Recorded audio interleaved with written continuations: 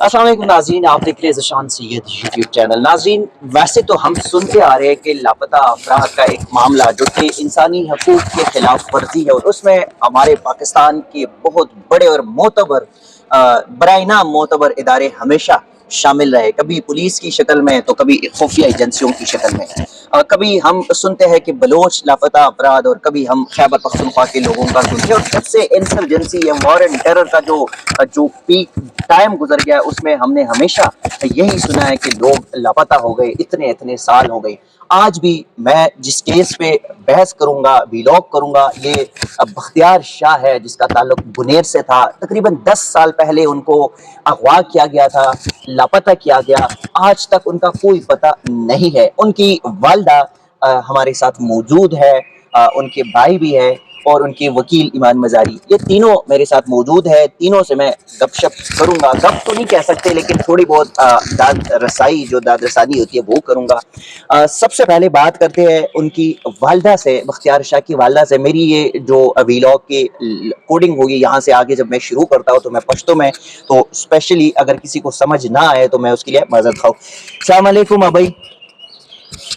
وخت د خدای رضا ستاسو د خدای د رضا دپاره زما د ځای مال راکړی، غریب دی، یتیم دی، پلار یې نشته، ماشومان واړه مې لوی کړو، د یو د بل په ټیټو سپرو کې مې لوی کړو. د خدای نه ویرېږئ، دلته زه په غټې مجبورۍ راغلی یم، دلته زه چا نه یم راغلی.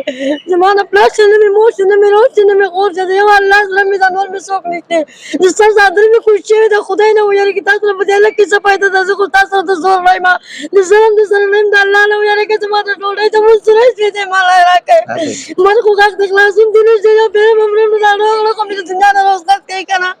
تاسو د خدای نه یېرېږئ چې تاسو پردۍ خبره منئ، زما خبره نه منئ. لوړیا کوړیا یې پسې وګرځېدم، کله یو وایي په یو ځای کې، څوک وایي بل ځای کې. زما د غریبۍ پیسې د یو له بل نه مزدوري وکړم، هغه راوړم زه تاسو په دې کرایه کې ورته کړم. پرون راوتم د لوږې له تندې نه مړه شوم.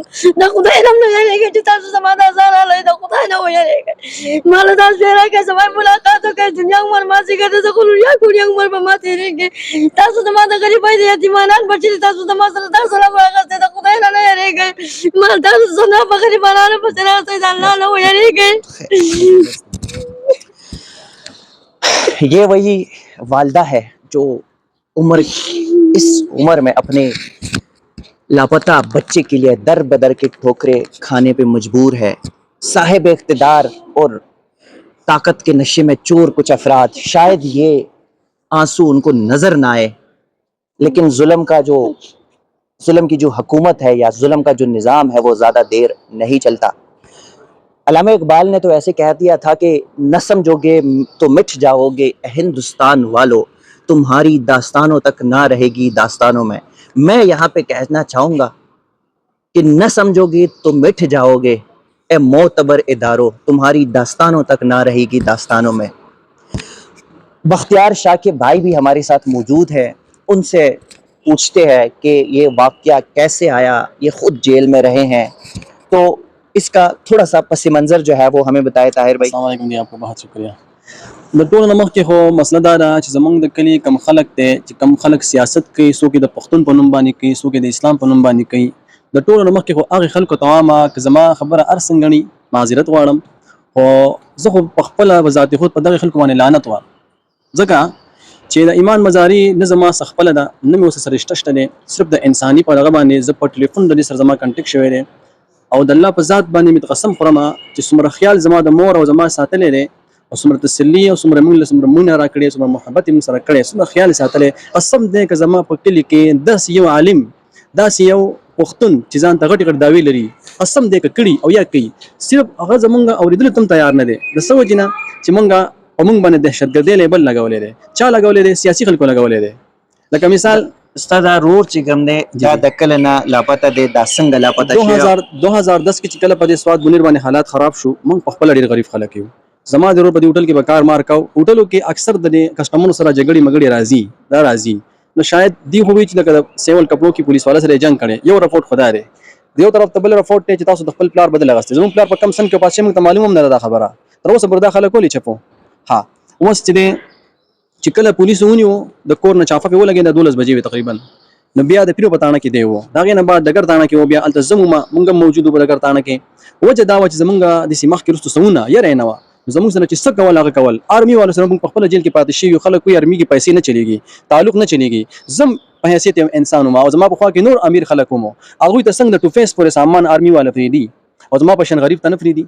هغوی له سترګې کولاوي چې دا د دې مرض دی دی تنګېږي او ما په شان سړي له مرض نه لګي ما په شان سړي ته تکلیف نه دی. ستا دا ورور چې کله نه لاپته شوی و جی. د هغې نه والا تر د اوسه پورې تا کومو ادارو ته کومو عدالتونو ته اپروچ کړی دی؟ د ټولو مخکې خو موږ په دې خبر نه پوهېدو.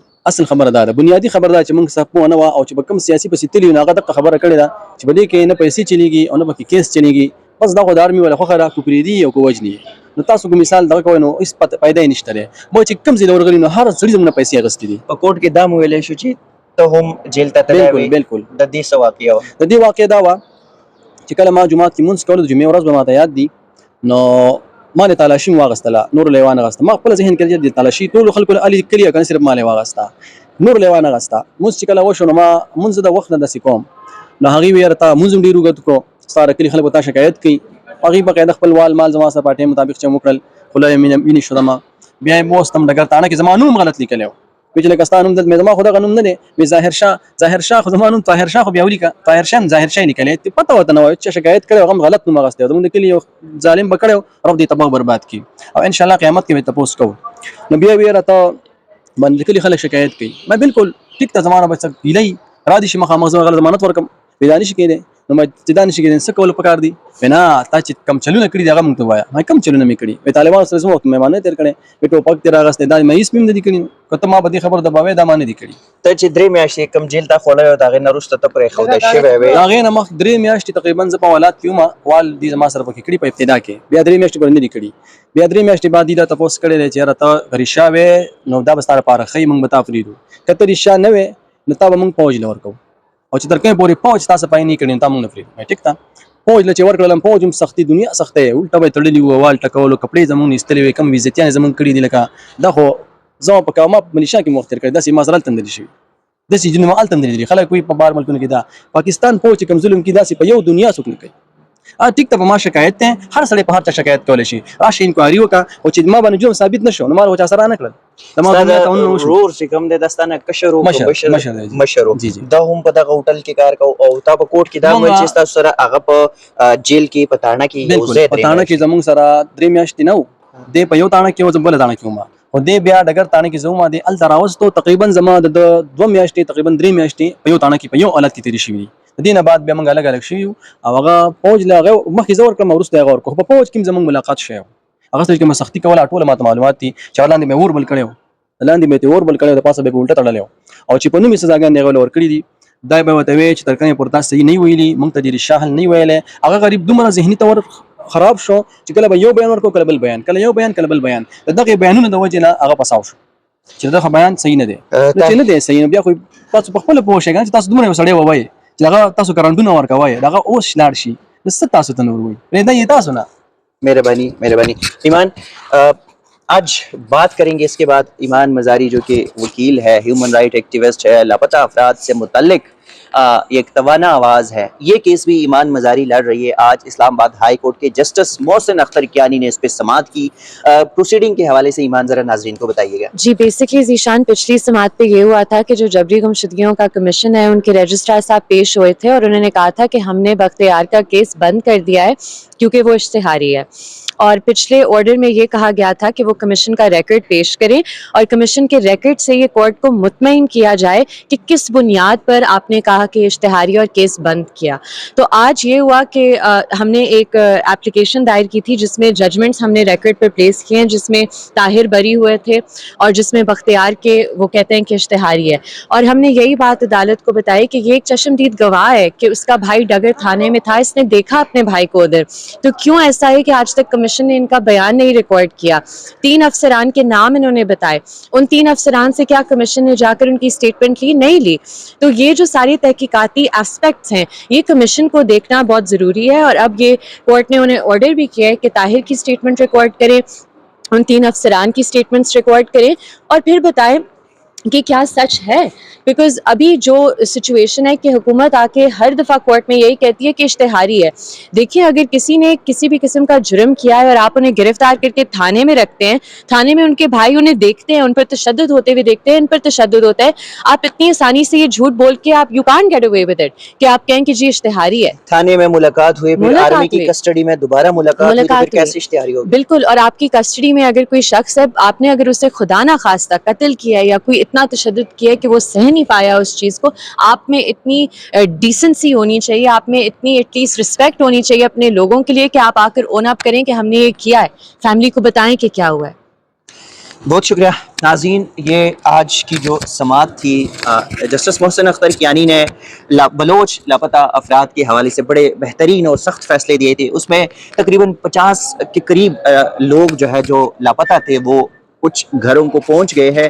اس کیس میں بھی ہم امید ہی کرتے ہیں کہ عدالت اس نہج پر پہنچے اور یہ فیصلہ کرے کہ بختیار شاہ جو کہ 10 سال سے زائد کا عرصہ ہو گیا اور لاپتہ ہے, اس کی بازیابی اور ان کی والدہ کے آنسو جو ہے ان کی کفارہ تو نہیں ہوگا, لیکن اس عمر میں ان کے جو در بدر کے ٹوکرے وہ کم از کم ختم ہو جائے. ناظرین اب تک کے لیے اتنا ہی. اسی قسم کی چیزیں آپ کے ساتھ شیئر کرتے رہیں گے. تب تک کے لیے دیجیے گا اجازت. اللہ حافظ.